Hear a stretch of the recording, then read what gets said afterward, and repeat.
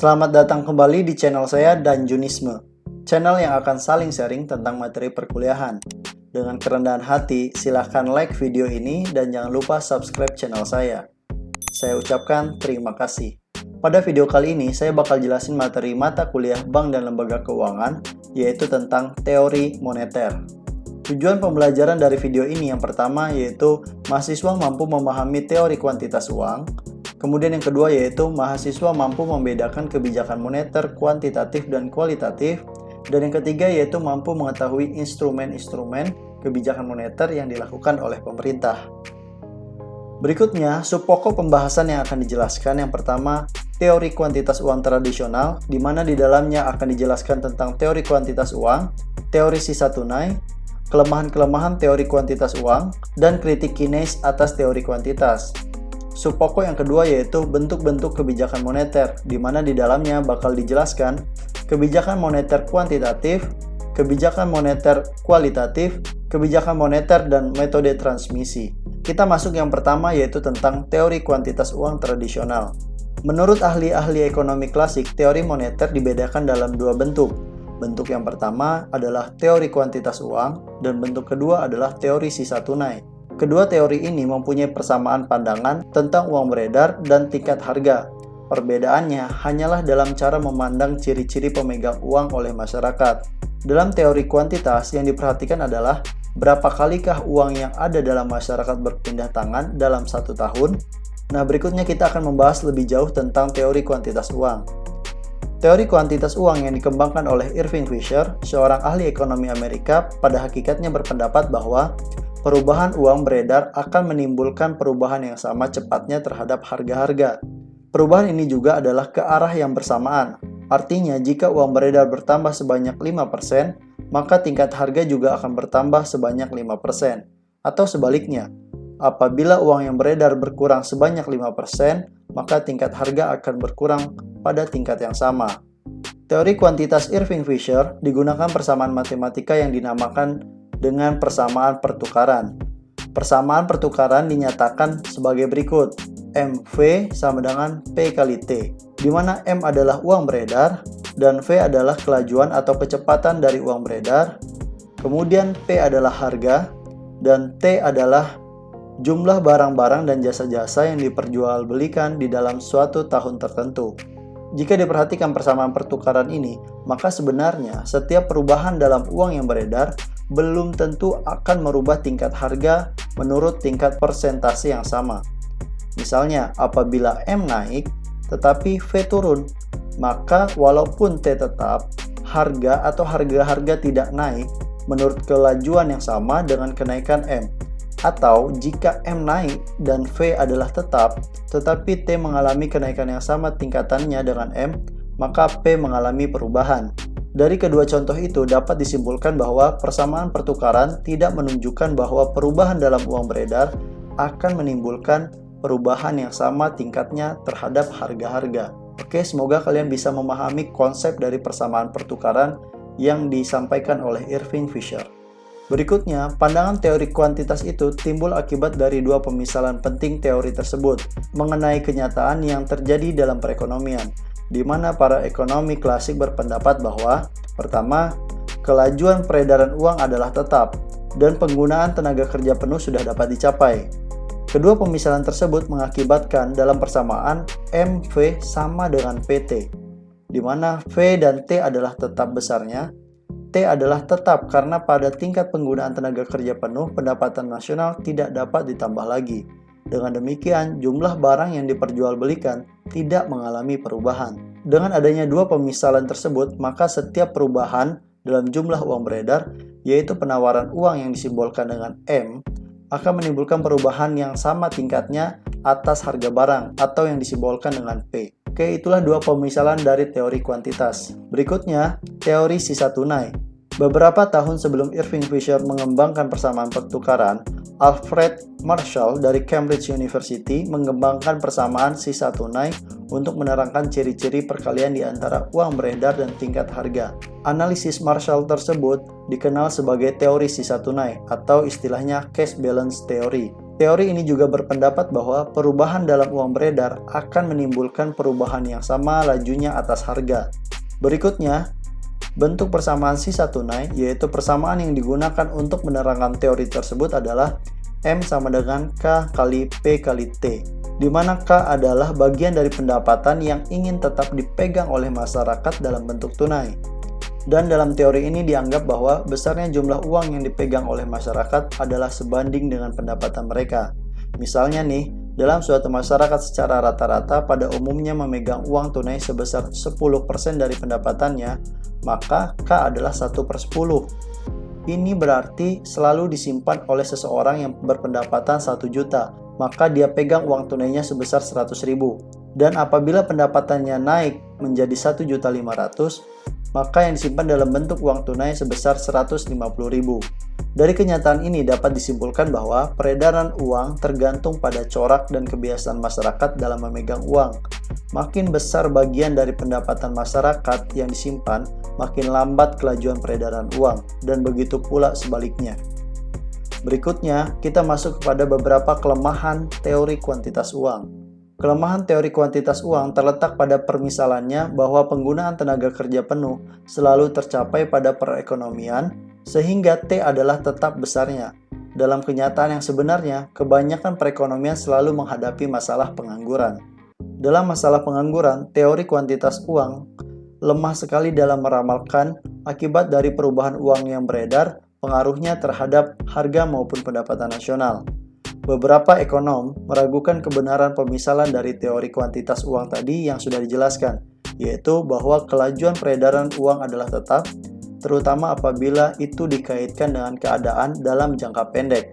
Berikutnya, kita masuk kepada kritik Keynes terhadap teori kuantitas.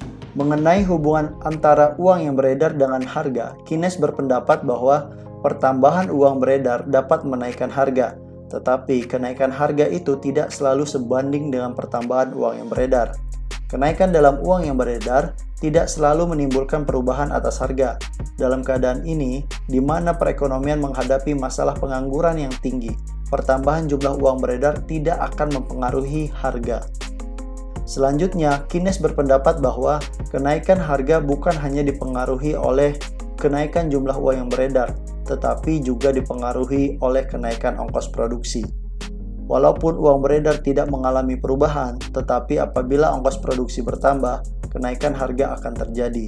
Kritik ketiga dari Keynes adalah penambahan dalam jumlah uang yang beredar akan menaikkan pendapatan nasional. Akan tetapi, hubungan antara penambahan uang yang beredar dengan kenaikan pendapatan nasional tidaklah sederhana seperti dinyatakan oleh teori kuantitas uang. Nah, inilah 3 kritik Keynes terhadap teori kuantitas uang yang sudah dijelaskan sebelumnya. Kemudian, kita masuk kepada tujuan masyarakat memegang uang itu buat apa. Dalam analisis Keynes, masyarakat memegang uang untuk memenuhi 3 keinginan, yaitu tujuan transaksi, tujuan berjaga-jaga, dan tujuan spekulasi. Kita coba jelaskan dulu tentang tujuan transaksi. Memegang uang untuk tujuan transaksi merupakan tujuan yang telah lama disadari. Di dalam perekonomian yang sudah sangat modern dan tingkat spesialisasi yang sangat tinggi, uang sangat diperlukan. Tingkat spesialisasi yang tinggi uang sangat diperlukan. Tingkat spesialisasi yang tinggi hanya mungkin terjadi apabila pemilik uang dapat dengan mudah menggunakannya untuk membeli barang yang diinginkan. Dalam keadaan demikian, setiap orang dapat mengkhususkan dirinya dalam pekerjaan yang ia sukai dan di mana ia mempunyai keahlian yang tinggi. Tujuan utama dari melakukan pekerjaan adalah untuk memperoleh uang yang dapat digunakan untuk membeli barang kebutuhannya. Nah, itulah tujuan masyarakat memegang uang untuk transaksi. Kemudian, tujuan yang kedua yaitu untuk berjaga-jaga. Uang diminta oleh masyarakat untuk menghadapi masalah-masalah yang timbul di masa yang akan datang. Setiap orang tidak dapat menduga apa yang terjadi di kemudian hari, ataukah sesuatu yang menyulitkan yang harus diselesaikan dengan membutuhkan pengeluaran uang yang begitu banyak. Keadaan semacam inilah yang menjadikan seseorang untuk berjaga-jaga dengan cara memiliki uang tunai atau dalam bentuk simpanan yang setiap saat dengan mudah dapat dicairkan. Kemudian tujuan yang ketiga yaitu tujuan untuk spekulasi. Artinya seseorang berusaha memiliki sejumlah uang yang lebih banyak karena dengan memiliki uang yang cukup banyak ini, seseorang dapat melakukan transaksi yang lebih besar dan menguntungkan di masa yang akan datang. Misalnya nih, seseorang dengan uang yang dimiliki untuk membeli surat-surat berharga dengan harapan di kemudian hari akan mendapatkan keuntungan atas surat-surat berharga yang dia miliki itu. Oke, itulah 3 tujuan masyarakat memegang uang. Dari penjelasan tadi dapat disimpulkan bahwa permintaan akan uang untuk tujuan transaksi dan berjaga-jaga sifatnya sangat berbeda dengan tujuan spekulasi. Permintaan atas uang untuk tujuan spekulasi ditentukan oleh tingkat keuntungan yang diharapkan. Permintaan uang untuk tujuan transaksi dan berjaga-jaga tidak mempunyai sifat yang demikian. Tujuan transaksi dan berjaga-jaga ditentukan oleh pendapatan masyarakat atau pendapatan nasional. Makin besar pendapatan masyarakat, maka makin besar juga uang yang dibutuhkan untuk transaksi dan berjaga-jaga. Nah, itulah sedikit kesimpulan tentang tujuan masyarakat memegang uang.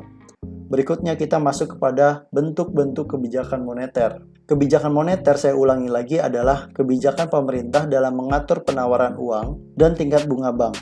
Kebijakan ini dilaksanakan oleh otoritas moneter, yaitu Bank Indonesia yang merupakan bank sentral. Kebijakan moneter dibedakan menjadi dua, yaitu kebijakan yang bersifat kuantitatif dan kebijakan yang bersifat kualitatif. Kita masuk dulu ke kebijakan moneter yang bersifat kuantitatif, di mana di sini ada 3 kebijakannya, yaitu operasi pasar terbuka, yang kedua yaitu mengubah tingkat bunga dan tingkat diskonto, dan yang ketiga yaitu mengurangi tingkat cadangan minimum. Kita masuk aja yang pertama tentang operasi pasar terbuka.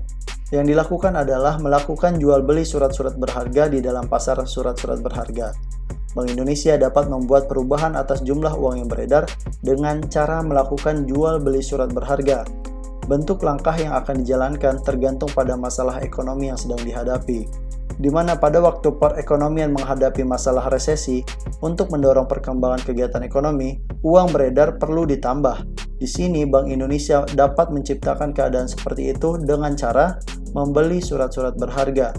Uang beredar akan bertambah karena jika Bank Indonesia melakukan pembayaran atas pembelian surat-surat berharga, maka cadangan yang ada pada bank umum akan menjadi bertambah tinggi. Dengan adanya kelebihan cadangan, bank umum dapat memberikan pinjaman yang lebih banyak kepada masyarakat. Kemudian dalam masa inflasi, untuk mengurangi kegiatan ekonomi yang berlebihan, yang ditandai dengan jumlah uang lebih banyak daripada yang diperlukan, maka jumlah uang harus dikurangi. Tujuan ini dapat dicapai dengan cara Bank Indonesia membeli surat-surat berharga, karena dengan penjualan surat-surat berharga, tabungan geral masyarakat dan cadangan yang dipegang oleh bank-bank umum menjadi berkurang. Nah, itulah sedikit tentang operasi pasar terbuka terkait kebijakan moneter.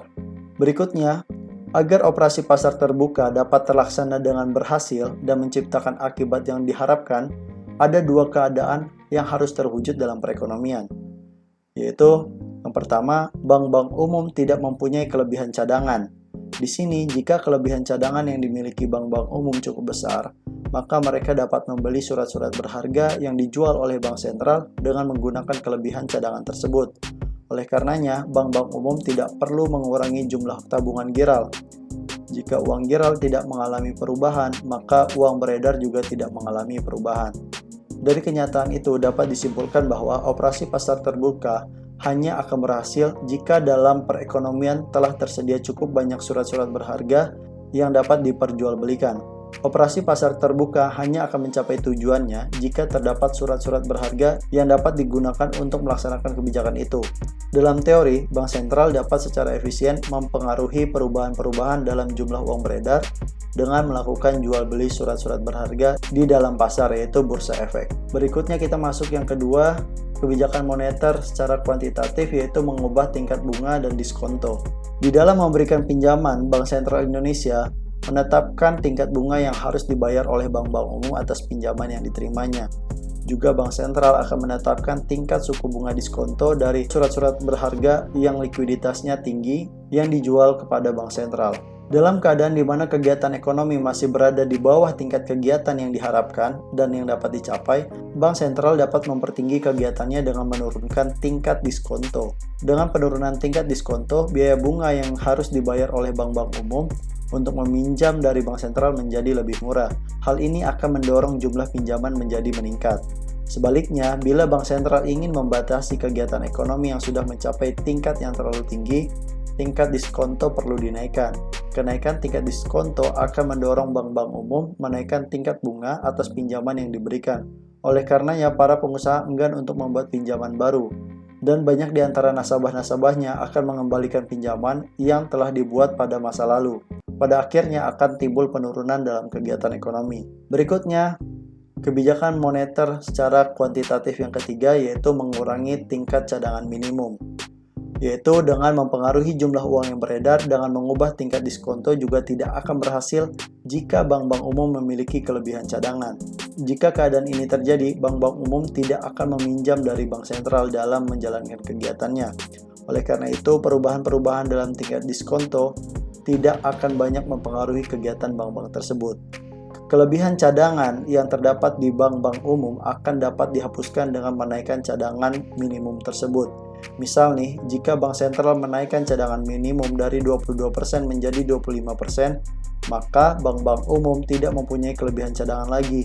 Di mana misalnya, untuk tabungan Geral yang berjumlah 100 miliar, bank umum harus menyediakan cadangan sebesar 25 miliar. Oke, berikutnya kita masuk tentang kebijakan moneter kualitatif. Di sini, kebijakan moneter yang bersifat kualitatif dibedakan menjadi dua jenis, yaitu pertama, pinjaman secara selektif. Tujuan utama dari melaksanakan pengawasan pinjaman secara selektif adalah untuk memastikan bahwa bank-bank umum memberikan pinjaman-pinjaman dan melakukan investasi-investasi sesuai dengan yang diinginkan oleh pemerintah. Pengawasan pinjaman secara selektif ini bukanlah bertujuan untuk mengawasi jumlah uang yang diwujudkan oleh bank-bank umum, melainkan kegiatan meminjamkan dan menginvestasikan uang. Dalam kebijakan ini yang dikendalikan dan diawasi adalah corak pinjaman dan investasi-investasi yang dilakukan oleh bank-bank umum. Kemudian, kebijakan moneter kualitatif kedua yaitu pembujukan moral.